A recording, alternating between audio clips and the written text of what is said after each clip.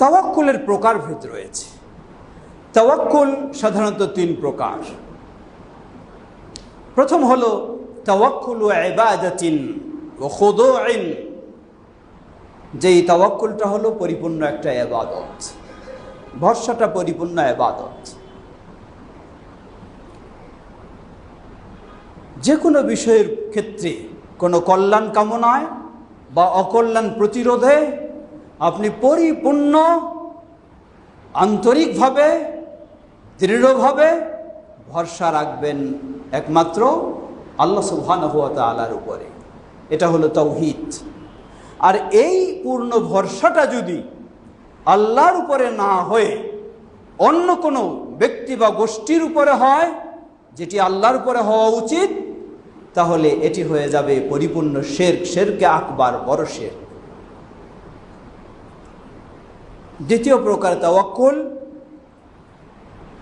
আল্লাহ সুবহানাহু ওয়া তাআলা প্রতিটি জিনিস মাধ্যমে সেগুলিকে বাস্তবায়ন হয়।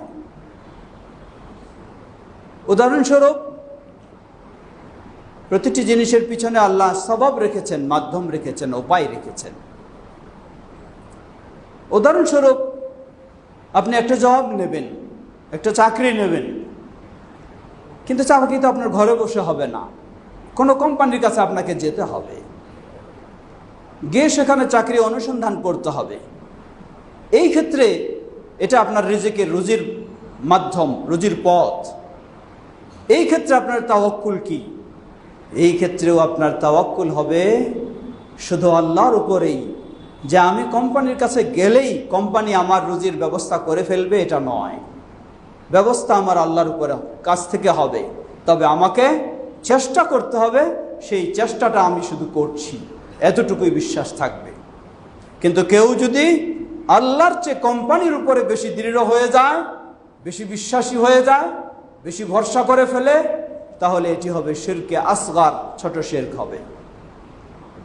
অতএব কোম্পানির কাছে আমি যাব, আমি চাকরি তালাশ করব, এটি শরীয়ত আমাকে অনুমতি দিয়েছে, কিন্তু এটারই উপরে আমি পূর্ণ ভরসা করব না। পূর্ণ ভরসা আমার আল্লাহ সুবহানাহু ওয়া তাআলার উপরে।